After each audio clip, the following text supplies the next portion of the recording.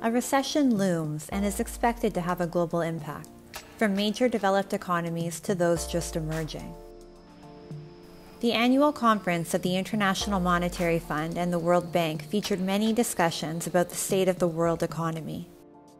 With the Russia-Ukraine crisis escalating to almost nuclear threats, oil prices spiking the world over, and general slowdown in consumption patterns, coupled with global high inflation, the mood was grim at this year's IMF meet, with fears of a recession looming large. However, amidst this gloom and doom, the IMF reserves special praise for India. India deserves to be called a bright spot on this otherwise darker horizon because it has been a fast-growing economy even during these difficult times. But most importantly, this growth is underpinned by structural reforms. India's path to a strong economic model to be emulated by the world has not been an easy one. Painstaking groundwork was implemented on a mission mode to make a large part of the population digitally compliant. The DBT, or Direct Benefit Transfer Scheme, which transfers government funds directly to beneficiaries without any interference from middlemen, also was a topic of praise by the IMF, calling it a logistical marvel. If I look at the case of India, it is actually quite impressive. In fact, just because of the sheer size of the country, it's a logistical marvel how these programs that seek to help people who are at low income levels reach literally hundreds of millions of people. In contrast to this success story of Digital India, we look at the German finance minister's recent comments when asked to conduct a similar exercise in his country. Prominent Twitter users were aghast that Germany had difficulty matching bank accounts with beneficiaries and that a process like India's DBT could take almost 18 months. One sector, however, that remains a worry for India is the dollar to rupee exchange rate.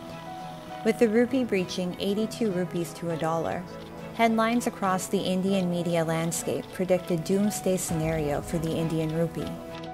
However, if we dig a little deeper into the data behind the exchange rate fluctuation, we see that in 2022, the rupee depreciation has been a lot less than other Asian currencies, despite an increasing crude oil bill. Indian Finance Minister Nirmala Sitharaman reiterated this fact on her recent trip to Washington, D.C. Let's listen in. I think Indian rupee has performed much better than many other emerging market currencies.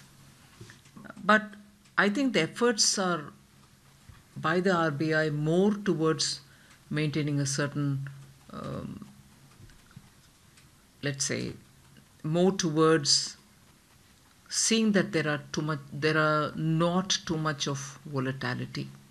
It is not to intervene in the market to fix the value of rupee. According to the World Economic Outlook published by the International Monetary Fund, India is projected to surpass Germany to become the fourth largest economy by financial year 2027. It also says that India would expand faster than Japan by financial year 2028. Political stability and attractiveness of the Indian economy as an investment destination for foreign multinationals can continue to drive structural flows into the country via foreign direct investment. This will further strengthen the country's strong economic foundation. While the world was still rebuilding from the COVID-19 pandemic and its aftershocks, India took a massive leap on the economic front when it recently surpassed the United Kingdom in terms of nominal GDP. Observers say that a tripartite foundation consisting of a resolute political will to make difficult decisions for the greater good, swift implementation of fiscal objectives, and a development strategy based on science and technology has yielded rich dividends for the country. As countries brace for economic headwinds, the Indian growth story continues to march on.